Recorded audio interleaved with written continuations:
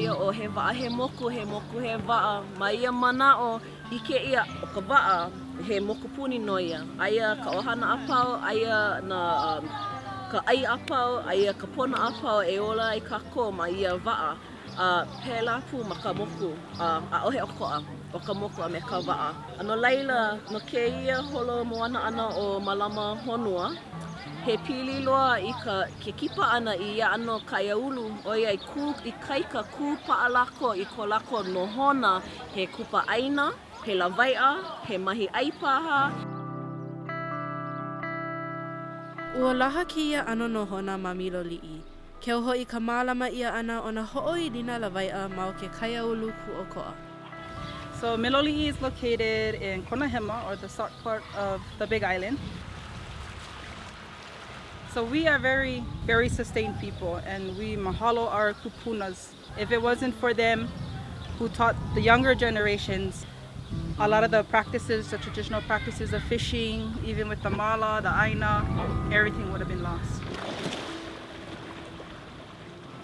Ale lako hoi hoi ka ha'alele i ke kai kauna, ale lako hoi hoi i ka noho moloa. Mea nui ke kipa mau ana ia mau kaiaulu i ho'ohalike paha, i mea e ho'ike aku ho'ike mai, kokua aku kokua mai ke kahi. Eia ho, a ole nae o keia ka maka mua o ko ka wa'a Hōkūleʻa kipa ana aku ia Miloliʻi. Maka hiki 1955, ua holo o Hōkūleʻa mai Miloliʻi aku a hiki loa i Tahiti. A ole oia i kipa hou a i kia wā.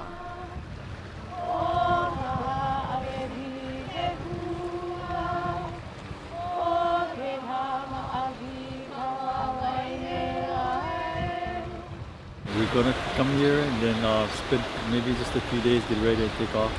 But it turned out we stayed here for a few weeks, and so we just fell in love with the community. The community fell in love with Hōkūleʻa. I remember the last time it's been here and it docked here is when I was knee-high. By seeing that and by witnessing our kupuna and having the Hōkūleʻa come, they actually taught us a lot of things to sustain ourselves, and then we were able to teach them as well.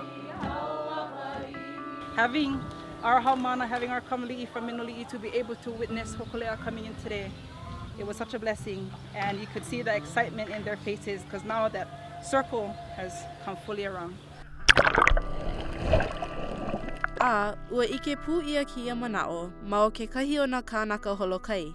Nāna I holo aku mai ia huakai I ka makahiki 1955. Coming back here and kind of looking at it, it's almost the same, but some of the older folks are gone. But basically it's still the same. So I think it is important for us to understand that it is viable. Yeah, it is a viable way of life. And looking around, look at the water. It's just like pristine, and the sea life, and maybe that's the way it should be, yeah?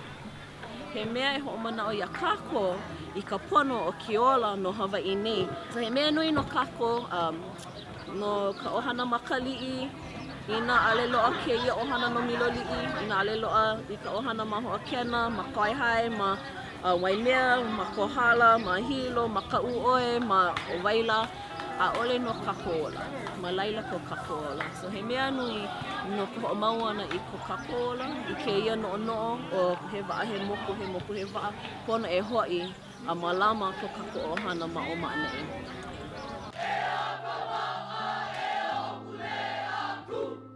Nona ike pili ho aku e kipa aku no ia Hōkūleʻa ki ko o Roga.